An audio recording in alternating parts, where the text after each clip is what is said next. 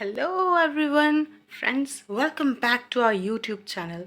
So friends, today we are going to discuss about the play Man and Superman of George Bernard Shaw.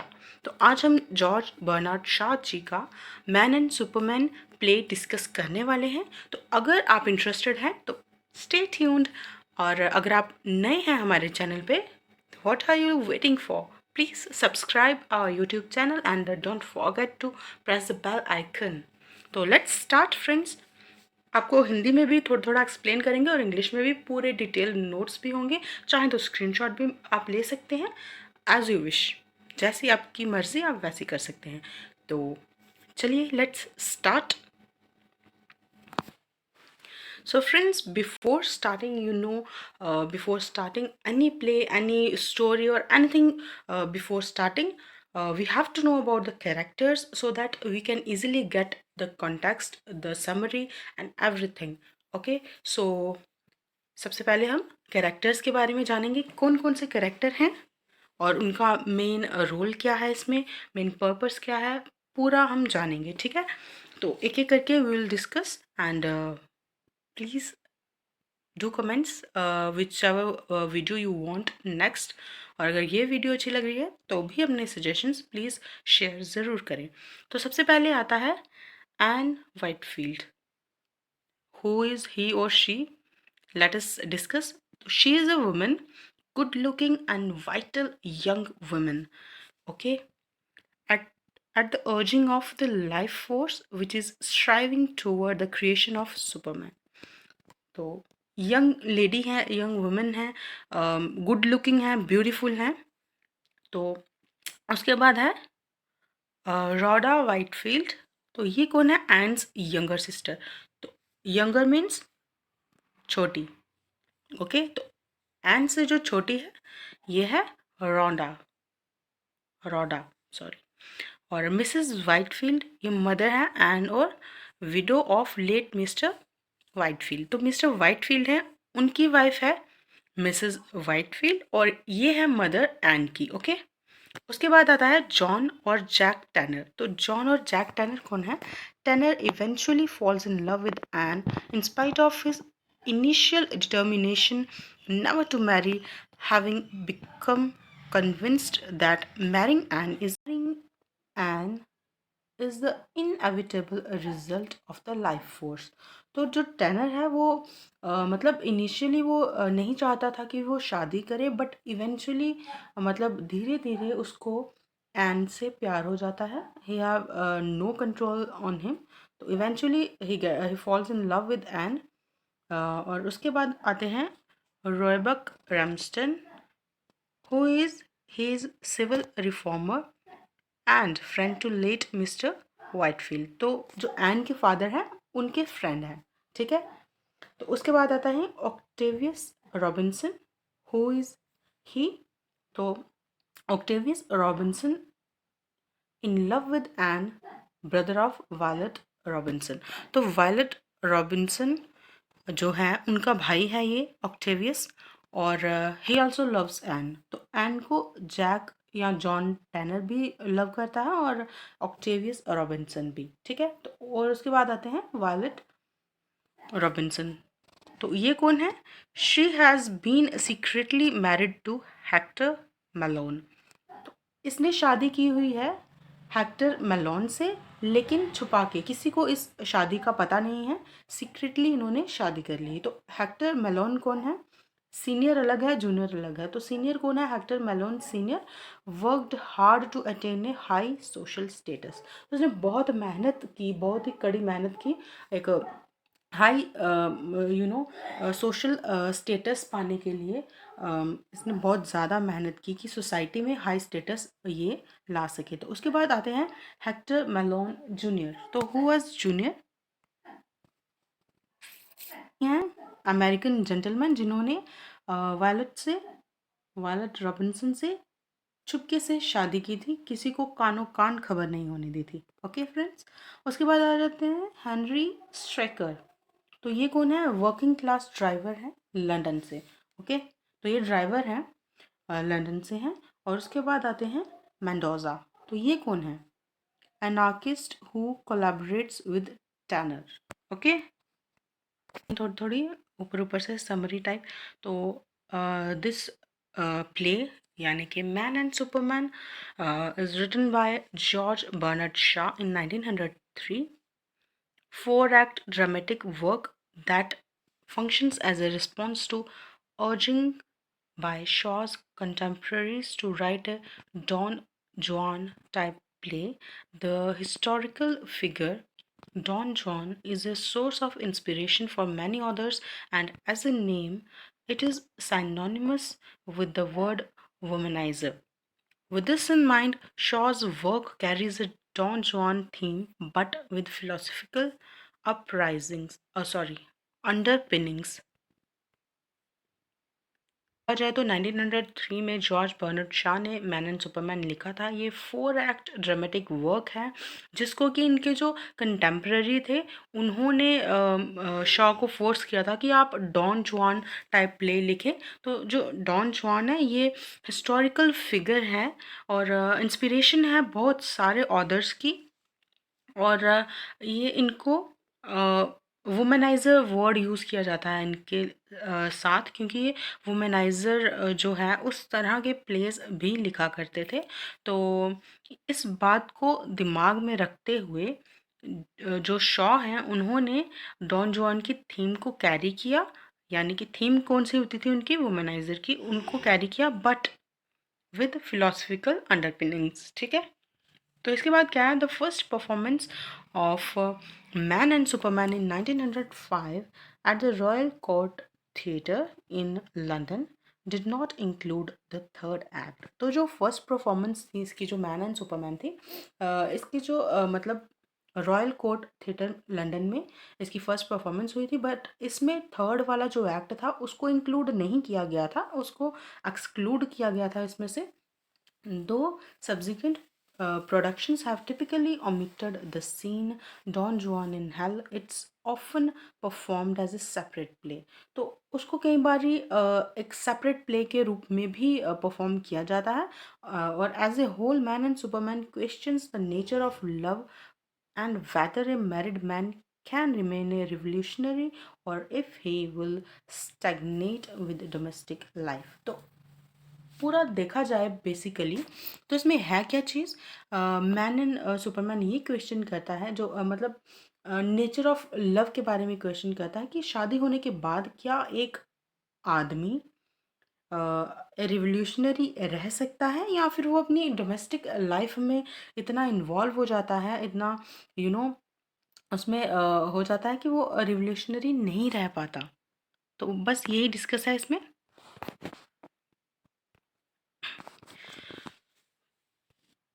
आगे चलते हैं। आगे है the setting is a study in Portland Place London, Portland Place London. On stage is Robert Ramsden, a rather elderly man of affluence and affairs. Octavius Robinson, a young poet, is announced by the maid. He appears dressed in an elegant suit of mourning. Octavius' benefactor and friend Mr. Whitefield is dead, and his will indicates that his daughter Anne should be left in the care of two men. हाँ, तो इसमें ये है कि जो play है वो Robert रैमस्टन से उसकी शुरुआत होती है। तो इसमें क्या है कि ऑक्टेवियस रॉबिन्सन जो है, रॉबिन्सन एक यंग पोइट है जो कि अनाउंस किया जाता है मेड के द्वारा। तो इसमें होता क्या है कि जो मिस्टर वाइटफील्ड है वो उनकी डेथ हो चुकी होती है, और वो इसमें प्ले में ये दिखाया जाता है कि उन्होंने अपने उनकी जो बेटी है एन, और मतलब उनकी देख रेख दो लोगों के हाथ में वो देकर गए थे अपनी बेटी की जिम्मेदारी कि आप मेरे मरने के बाद आप मेरे मतलब फैमिली का, मेरी बेटी का ध्यान रखेंगे।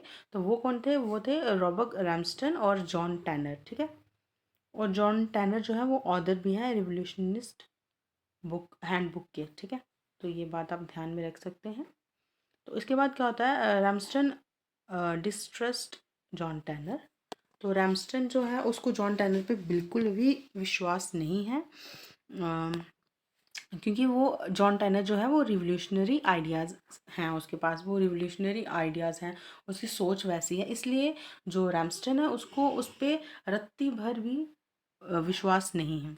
N is closer to Tanner's age, तो जो एन है वो मतलब जो टैनर और एन की एज में कोई ज़्यादा फासला नहीं है, बस करीब करीब है, ठीक है। और and the two are old friends who have had a falling out, तो ये थोड़े पुराने दोस्त भी हैं। और इसके बाद क्या होता है, particularly shocking because Tanner's close friend Octavius is in love with Ann and expects to marry. तो एक और देखिए, टैनर जो है वो भी एन से लव करता है, लेकिन एक जो ट्विस्ट आ जाता है इस कहानी में वो ये है कि टैनर का जो क्लोज फ्रेंड है, यानी कि आप बेस्ट फ्रेंड बोल सकते हैं, वो भी यानी कि ऑक्टेवियस भी एन को चाहता है, और वो एक्सपेक्ट करता है कि जो एन है वो मुझसे शादी करे, ठीक है। तो एन जो है, instead of choosing one of these man to be her guardian, insist that they work together to care for her as her father wished. तो मतलब जैसे कि दो आदमियों को उनके पापा बोलकर गए थे, तो वो ये नहीं चाहती कि दोनों में से कोई एक मतलब उसकी जो केयर करे, वो चाहती है कि दोनों मिलकर केयर करें, जैसे कि उसके पापा की लास्ट जो विश थी, ठीक है। Ann's mother Mrs Whitefield is present as well, और वो भी जिंदा है, मिसेस एंड वाइटफील्ड जो है वो जिंदा है, but she is a somewhat weak willed person who tends to cave to her daughter's intense behaviours. तो वो थोड़ी वीक विल्ड पर्सन है, जो कि मतलब who tends to cave to her daughter's intense, मतलब उसकी डॉटर की जो इंटेंस बिहेवियर्स है ना, उससे वो थोड़ा वो टेंड करती है कि वो दुखी है। और उसके बाद क्या है, Violet Robinson has married in secret. तो जो वायलेट रॉबिन्सन है उसने शादी कर ली है छुपके, सबसे, किसी को नहीं पता, और जिससे शादी की है वो प्रेग्नेंट है, और वो अपने हस्बैंड को she is pregnant and sends letter भेजती है अपने हस्बैंड को, हेक्टर मेलोन जूनियर, ठीक है, उसको। तो रॉबिन्सन, ये पहले ही डिस्कस किया था कैरेक्टर्स के टाइम पे कि रॉबिन्सन जो है उसने चोरी छिपे शादी कर ली है, और जब वो प्रेग्नेंट है तो उसने अपने हस्बैंड यानी कि हेक्टर मेलोन जूनियर के साथ शादी की थी, तो उसको लेटर लिखती है, और जो लेटर है वो गलती से उसके फादर के हाथों लग जाता है, उसके फादर को डिलीवर हो जाता है, जिसका सेम नेम था, वो एक जूनियर था एक सीनियर था, बताया था ना स्टार्टिंग में, तो वो मतलब गलती से उसके पापा के पास पहुंच जाता है। Next is, after this initial period of explosive drama, tenor leaves England with his chauffeur Henry Staker. Among other things, Tanner, who believes that romance and women will drain his energy and independence, wants to escape Anne's romantic pursuits. तो जो मतलब इस ये जो पूरा drama हुआ, इसके बाद क्या होता है, जो टैनर है वो इंग्लैंड छोड़कर चला जाता है चॉफर हेनरी स्ट्रेकर के साथ, अपने चॉफर हेनरी स्ट्रेकर के साथ। और उसके बाद क्या होता है, बाकी चीज़ों के साथ साथ जो टैनर है वो विश्वास करता था, उसको लगता था कि जो रोमांस है और जो औरत है, विमेन है, वो उसकी एनर्जी और उसकी आज़ादी दोनों का खात्मा कर देगी। उसकी अगर वो शादी करता है, किसी औरत के चक्कर में पड़ता है, तो उसकी एनर्जी तो वेस्ट होगी ही होगी, साथ में उसकी आज़ादी भी उससे छिन जाएगी, वो ऐसे पिंजरे में कैद होकर रह जाएगा, उसको ऐसा लगता है। और वो जो है एन के रोमांटिक परस्यूट से भाग जाना चाहता है। Ann herself spins an elaborate series of lies in an attempt to get Tanner to invite her on his trip, but ultimately doesn't succeed and the two are separated while Tanner goes to Spain. तो जो N है वो भी मतलब काफ़ी झूठ बोलती है ताकि टैनर मतलब टैनर के साथ उसकी उसकी जो है ट्रिप पे जा सके, बट वो सक्सीड नहीं हो पाती। क्या होता है कि दोनों अलग हो जाते हैं, और अलग कब होते हैं, जब टैनर स्पेन चला जाता है। स्पेन में जो टेनर है और जो स्ट्रेकर है, अ, उसके उनका क्या होता है, वो किडनैप हो जाते हैं एक क्रू के द्वारा, जिसका जो लीडर है वो है चार्मेटिक मैन है जिसका नाम है मेंडोजा। तो टेनर जो है फटाफट से मतलब दोस्ती टाइप कर लेता है उनके साथ, ठीक है, जो उसके किडनैपर्स होता है। टर्नर को ये देखता है जो मेंडोजा है उसका कोई रियल इंटरेस्ट नहीं है सोशलिस्ट पॉलिटिक्स में। अ, एक रात गुजारने के बाद, after while spending the night in Mendoza's camp, तो रात गुजारने के दौरान उसको लग जाता है कि ये he doesn't have a real interest in socialist politics.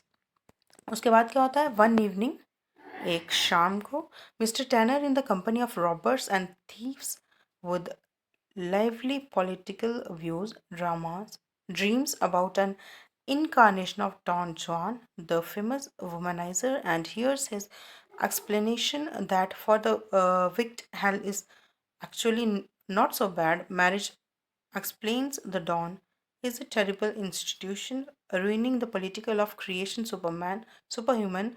Don Juan's womanizing was the result of women's scheming, for women made him believe that he loved each other, had become their prey. एक शाम को जब चोरों चक्कों के, robbers और thieves की company में होता है, जो टेनर है वो उसका मतलब जो थीव्स थे उनके लेवली पॉलिटिकल व्यूज़ थे, तो उनके साथ जो जब वो होता है तो सपने में उसको इनकारनेशन होता है डॉन जुआन का। इनकारनेशन मतलब जैसे हम कई बार सपना ले रहे होते हैं तो ऐसा लगता है ना भगवान आकर कुछ बोल रहा है हमसे, कि आप ऐसा करो ऐसा ना करो, जस्ट लाइक दैट। तो उसको डॉन जुआन का इनकारनेशन होता है जो कि फेमस वुमेनाइज़र है, जैसे कि आपको पहले बताया गया था। और वो मतलब क्या बोलते हैं उसको, कि जो मैरिज के रिलेटेड बोलते हैं, और बोलते हैं for the wicked hell is actually not so bad. Hello जो है वो जो यानी कि जहन्नुम जो है वो ज़्यादा बुरा नहीं है विक्ड लोगों के लिए। और जो शादी है वो एक्सप्लेन क्या करता है कि शादी क्या है, टेरिबल इंस्टीट्यूशन, बहुत ही भयानक है, जो कि पोटेंशियल सुपर ह्यूमन का पोटेंशियल जो है वो बर्बाद कर देती है। और डॉन जॉन की वुमनाइजिंग जो है वो किसका रिजल्ट है, women's scheming, for women made him believe that he loved each of them। और उसके बाद टैनर जो है वो नींद खुल जाती है उनकी, सपना टूट जाता है, बट वो फिर भी against the idea of marrying and, but सपना आने के बाद भी वो अगेंस्ट ही होता है, वो मानता नहीं है सपने की बात को, लेकिन वो फिर भी अगेंस्ट होता है एंड वाइटफील्ड के साथ शादी करने को। और जब जो टैनर है जो उठता है, जब वो जो बाकी लोग होते हैं वो आ जाते हैं उसको बचाने के लिए, एन रैमस्टन, ऑक्टेवियस, वायलेट और मेलोन, ठीक है। एन जो है पर्टिकुलरली ईगर है to talk to him, Ann है पर्टिकुलरली वो ईगर है उससे बात करने के लिए, और उसको हेल्प करने के लिए, उस मतलब किडनैपर्स से भागने के लिए हेल्प करने के लिए। और टैनर बोलता है कि मेंडोज़ा है जो उसके, और उसके साथ जो मैन है, मेक श्योर करता है कि वो अरेस्ट ना हो और पनिश्ड भी ना हो, और बोलता है कि ये इसके दोस्त हैं, ठीक है। उसके बाद क्या होता है, मेलोन्स फादर जो है वो इरिश हैं। Malone's father, an Irish American businessman also named Hector Malone, arrives in England. तो जो मेलोन का फादर है वो भी यहाँ पर आ जाते हैं, इंग्लैंड में आ जाता है। तो उसके बाद वो कॉन्फ्रंट करता है वायलेट को और उसका जो बेटा था हेक्टर को। और सबसे पहले क्या होता है, वो मतलब शादी के लिए इनकार कर देता है, क्योंकि उसकी मतलब उसका बेटा जो था वो अलग कास्ट का था, अलग क्लास का था, और जो लड़की थी वो भी अलग क्लास की थी। ओके, तो उसके बाद क्या होता है, जो मेलोन है उसको बाद में वो मान जाता है और दोनों को दुआएं देता है। जब वो ये रियलाइज़ करता है, उसको ये बात का यकीन होता है कि जो वायलट है वो मेरे बेटे के लिए परफेक्ट है। तो उसके बाद क्या होता है, ऑक्टेवियस कॉन्फेस करता है अपना जो प्यार है एन के लिए, उसको कॉन्फेस करता है। But she turns him down, saying that her mother wants her to marry Tanner and that her father instructed her to do so in his will।